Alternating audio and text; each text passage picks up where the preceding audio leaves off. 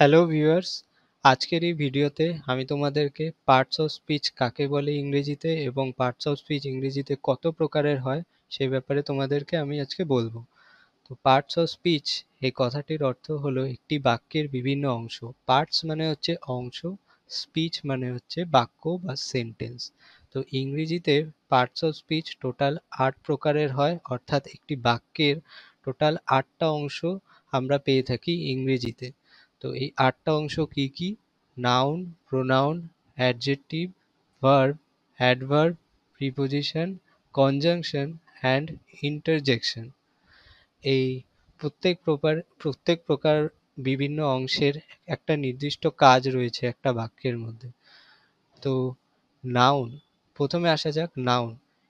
Noun হচ্ছে কোনো কিছুর কোনো বস্তু বা কোনো কিছুর নাম বা কারোর নাম বোঝানোর জন্য যা আমরা ব্যবহার করে থাকি বাক্যের মধ্যে, সেটাই হচ্ছে নাউন। আর প্রোনাউন হচ্ছে নাউনের পরিবর্তে যখন আমরা কোনো কিছু ব্যবহার করে থাকি তখন সেটা হচ্ছে প্রোনাউন। মনে করো তুমি কাউকে কারোর ব্যাপারে বলবে, তখন তুমি হি অর শি ব্যবহার করবে, বা একজনের বেশি থাকলে তখন তুমি দে ব্যবহার করবে বা দেম ব্যবহার করবে। সেগুলো প্রত্যেকটাই হচ্ছে হি, শি, দেম, দে, এগুলো সবই হচ্ছে প্রোনাউন। এখন আসি হচ্ছে অ্যাডজেক্টিভে।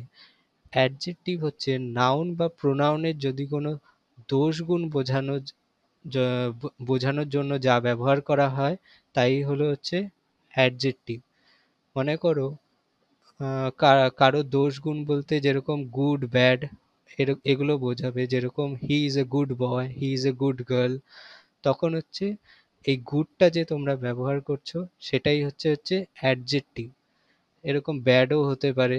এরকম নানা উদাহরণ থাকে। এরপরে যখন আমি তোমাদেরকে এগুলো এক এক করে এক্সপ্লেন করব তখন তোমাদেরকে আরো ডিটেলস আমি এক্সাম্পল দেব।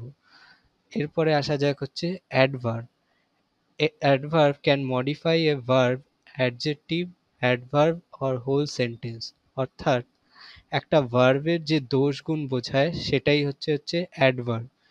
মনে করো কেউ হেঁটে যাচ্ছে, হি ইজ ওয়াকিং স্লোলি। এই যে স্লোলি যে ব্যবহার করলাম এটাই হচ্ছে অ্যাডভার্ব। অর্থাৎ সে কিভাবে হেঁটে যাচ্ছে? সে আস্তে হেঁটে যাচ্ছে। অর্থাৎ তার হাঁটাটাকে আমি হাইলাইট করছি। অর্থাৎ সে কিভাবে হাঁটছে? সে আস্তে আস্তে হেঁটে যাচ্ছে। এটাই স্লোলি হচ্ছে অ্যাডভার্ব। এখানে আমি ফার্স্টলিও ব্যবহার করতে পারতাম, তো সেটাও হচ্ছে অ্যাডভার্ব। এরকম আরো এক্সাম্পল আছে যেগুলো আমরা পরবর্তীতে জানবো। তো ভার্ব, তো এখন আসি হচ্ছে ভার্ব। তো ভার্ব বলতে বোঝায় কোনো কিছু ক্রিয়া বা কাজ বা অ্যাকশন। অর্থাৎ একটি বাক্যের মধ্যে যা কিছু করা হয় বা কর্ম সম্পাদন করা হয় বা সেটাই হচ্ছে ভার্ব। যেরকম he is going to school, সে বিদ্যালয়ে যাচ্ছে। এই গোয়িং হচ্ছে ভার্ব, সে বিদ্যালয়ে যাচ্ছে, অর্থাৎ একটা কাজ সে সম্পন্ন করছে। এবার আসা যাক হচ্ছে preposition. A preposition used to show the relationship between the different parts of a sentence. অর্থাৎ একটা প্রিপোজিশন হচ্ছে একটা সেন্টেন্সের বিভিন্ন অংশগুলির মধ্যে যে সম্পর্ক রয়েছে তাকে নির্দিষ্ট করে হচ্ছে প্রিপোজিশন। এখন একটা তোমাদেরকে সেন্টেন্স বলি, যেরকম the ball is on the table. এখানে বলটা টেবিলের উপরে আছে, অর্থাৎ অন দিয়ে আমি বোঝাচ্ছি বলটার অবস্থান। বলটার অবস্থান কোথায়? বলটার অবস্থান হলো টেবিলের উপরে। এই অন হচ্ছে একটা প্রিপোজিশন। এরকম প্রিপোজিশন আরো রয়েছে, অনেক রয়েছে।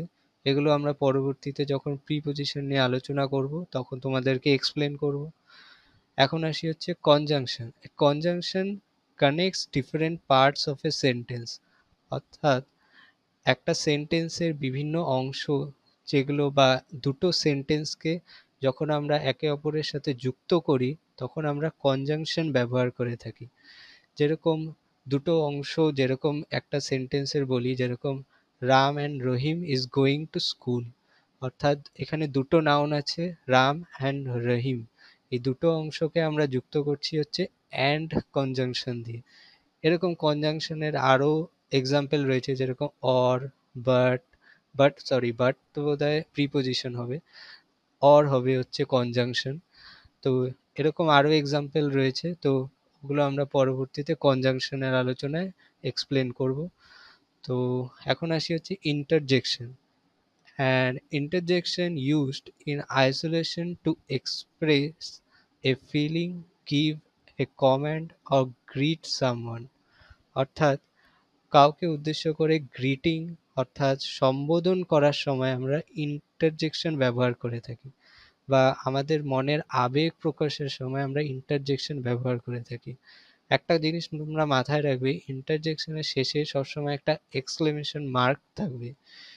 এই এক্সক্লেমেশন মার্কটা কিরকম হয়, একটা দাড়ি হয়, তার নিচে একটা ডট হয়। এই এক্সক্লেমেশন মার্ক থাকলে তোমরা বুঝবে যে এটা মানে ওয়ার্ডটার পরে যদি এক্সক্লেমেশন মার্কটা থাকে তাহলে বুঝবে যে আগের ওয়ার্ডটা হচ্ছে একটা ইন্টারজেকশন ওয়ার্ড। ইন্টারজেকশন ওয়ার্ড কি কি হতে পারে, হ্যালো হতে পারে, হুরা হতে পারে, অ্যালাস হতে পারে। এগুলো পরবর্তীতে আমরা যখন ইন্টারজেকশন নিয়ে আলোচনা করব তখন এগুলোর এক্সাম্পল আমি তোমাদেরকে দেখিয়ে থাকবো। তো আজকে আমরা কি কি পড়লাম, আজকে আমরা পড়লাম একটা পার্টস অফ, ইংরেজিতে পার্টস অফ স্পিচ কাকে বলে, পার্টস অফ স্পিচের কতগুলো অংশ, পার্টস অফ স্পিচের টোটাল 8টা অংশ থাকে, noun, pronoun, adjective, verb, adverb, preposition, conjunction and interjection. এই টোটাল 8টা অংশ তোমরা মুখস্থ করার চেষ্টা করবে। কোথাও অসুবিধা হলে আমাকে কমেন্টে জিজ্ঞেস করবে, আমি তোমাদের সবাইকে রিপ্লাই দেওয়ার চেষ্টা করব। এর পরবর্তীতে আমি এক এক করে এক একটা অংশ এক্সপ্লেন করব, তাই আমার চ্যানেলটিকে তোমরা সাবস্ক্রাইব করে নিও। আর নতুন কোনো আপডেট আসলে পরে যাতে তোমরা পেয়ে যাও খুব দ্রুত, আর তার জন্য বেল আইকনটাও তোমরা প্রেস করে দিবে, নোটিফিকেশন চলে আসবে তোমাদের ফোনে।